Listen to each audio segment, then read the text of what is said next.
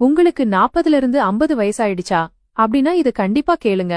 கேட்ட உடனே மனசு ஏத்துக்காது, ஆனா இதுதான் நெசம். நம்மள யாருமே இன்னும் நிறைய வருஷம் உசுரோட இருக்க போறதில்ல.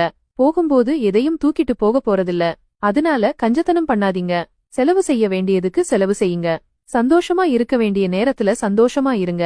உங்களால முடிஞ்சதான தர்மத்தை யோசிக்காம செய்யுங்க. எதுக்குமே கவலைப்படாதீங்க. நீங்க கவலைப்படுறதால எதையாவது நிறுத்த முடியுமா? வர்றது வந்தே தீரும். நம்ம செத்ததுக்கு அப்புறம் நம்ம பொருளுக்கெல்லாம் என்ன ஆகுமோன்னு கவலைப்படாதீங்க. நீங்க கஷ்டப்பட்டு சேர்த்ததெல்லாம் உங்க வாழ்க்கையோட முடிஞ்சு போயிடும். உங்களை கேட்காமலேயே அதெல்லாம் முடிச்சு விட்டுருவாங்க. உங்க பிள்ளைங்கள பத்தி கவலைப்படாதீங்க. அவங்களோட வாழ்க்கை அவங்களுக்குன்னு விதிச்சபடிதான் நடக்கும். அதுல நீங்க எந்த மாத்தத்தையும் செய்ய முடியாது.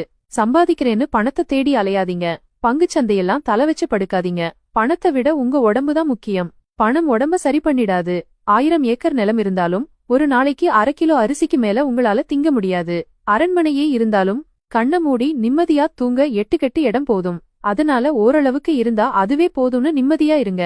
ஒவ்வொரு குடும்பத்திலயும் ஒவ்வொரு மனுஷனுக்கும் பிரச்சனை இருக்கும். பிரச்சனை இல்லாத ஆளை கட்டுங்க பார்க்கலாம். அதனால உங்களை யாரு கூடயும் ஒப்பிட்டு பார்க்காதீங்க. பணம், பேரு, சமூக அந்தஸ்துன்னு மனச போட்டு குழப்பிக்காதீங்க. நீங்க சந்தோஷமாவும் உடம்பு தெம்பாவும் ரொம்ப நாளா இருந்து மத்தவங்களுக்கு ஒரு உதாரணமா வாழுங்க. யாரும் மாற மாட்டாங்க. யாரையும் மாத்த முயற்சி பண்ணாதீங்க.